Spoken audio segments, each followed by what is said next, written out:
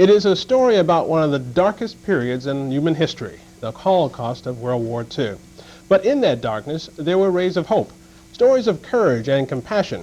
The story of Oskar Schindler, as told by those who survived the Holocaust as a result of his actions, is one of the most compelling, as an audience at Middlesex Community College recently discovered.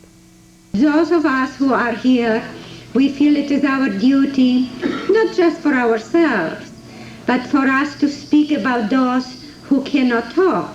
For my cousins, my aunts, my uncles, my father, my grandparents, all those who perished. We are the living witnesses. Along with thousands of others, Rena Finder's name was on that now famous list compiled by Oskar Schindler to save men, women, and children from the Nazi death camps. Since 1981, Finder, now 65, a mother and grandmother who lives in Framingham, Massachusetts, has made it her mission to tell school children and gatherings of people young and old about what happened to her as a child in Poland and about the one man who stepped forward to help her and many others. The one man who made the difference, who stood up against all odds and did something that nobody else was thinking of doing.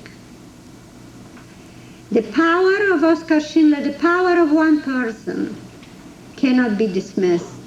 You look around the room and you see the tears in people's eyes, and you know they've been affected and that they're seeing history in a whole different light. I think it makes me think a lot more about how I treat people and how I look at the people around me, about stereotyping and just about prejudice in your everyday life. I think if you remember the small things, then you can stop the big things from happening. Everybody wants to talk to us and touch us, but I feel it's good because a lot of from those things, a lot of positive things come out. Education.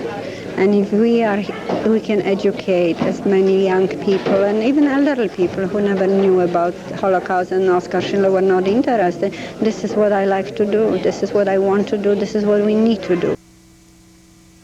Rena Finder is the only known Schindler's List survivor living in Massachusetts.